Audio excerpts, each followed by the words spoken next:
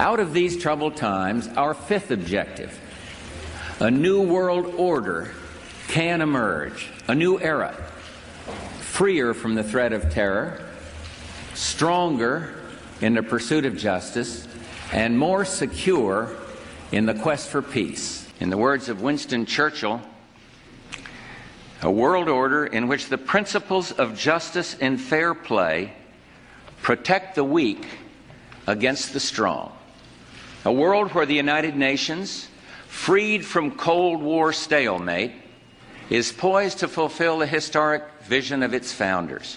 You see, as the Cold War drew to an end, we saw the possibilities of a new order in which nations work together. It refers to new ways of working with other nations to deter aggression and to achieve stability. As old threats recede, new threats emerge. The quest for the new world order is in part a challenge to keep the dangers of disorder at bay. We must build on the successes of Desert Storm to give new shape and momentum to this new world order.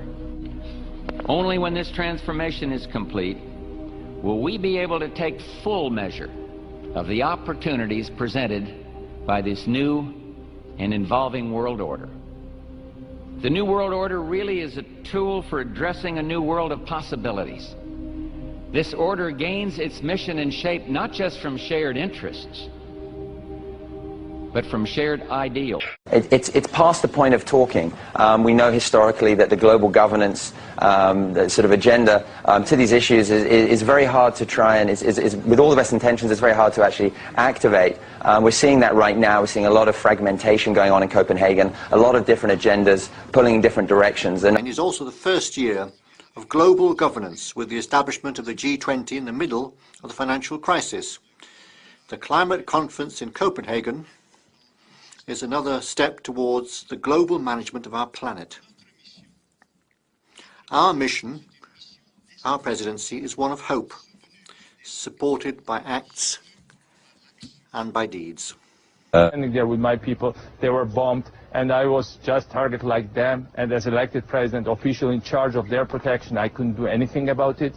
But the point here is, it's not about me, it's about the idea of freedom. It's about the future of the whole region. It's about the future of Europe and a new world order. The transatlantic partnership was never just the foundation of our security. It was the foundation of our way of life. It was forged an experience of the most bitter and anguished kind. Out of it came a new Europe, a new world order, a new consensus as to how life should and could be lived. The pieces are in flux. Soon they will settle again. Before they do, let us reorder this world around us. I think a new world order is emerging, and with it the foundations of a new and progressive era of international cooperation. We have resolved that from today we will together manage the process of globalization to secure responsibility from all and fairness to all. And we've agreed that in doing so, we will build a more sustainable and more open and a fairer global society. All these new challenges are bringing together about the biggest restructuring we have ever seen, not just of the global economy, but of the global order as a whole. And 200 years ago, a famous British Foreign Secretary said that the new world had been called into existence to redress the balance of the old. In 1990, another old world ended, dominated by the Cold War, and people talked then, in 1990, of a new world order. What they actually meant then was a new political order. And what was not foreseen then, but is obvious now from everything that we see and do, what we experience in every day of our life, is the sheer scale and speed and scope of globalization. And it's only now that we can begin to understand that the world order that globalization brings and what it's going to look like, it's driven forward now not just by the balance of military strength, the Cold War times, or ordinary political power. It's being driven forward by a seismic shift in economic power that we see around us. But what does the new world order mean for countries like ours who are looking to succeed? I suggest that the countries that are going to succeed are those that combine flexibility, free trade, open markets, with proper stewardship of the environment and investment in education, infrastructure and innovation. No, I think this would be the time, because you really need to bring China into the creation of a new world order, financial world order.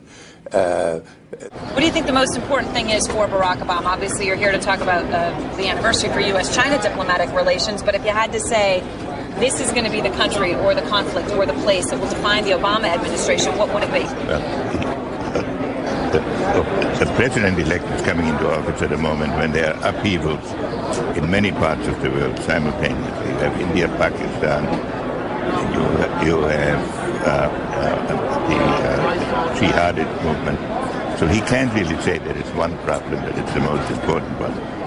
But he can give a new impetus to American foreign policy, partly because the reception of him is so extraordinary around the world. I think his task will be to develop an overall strategy for America in this period when really a new world order can be created. It's a great opportunity. It isn't just a crisis. There's a need for a new world order, but it has different characteristics in different parts of the world.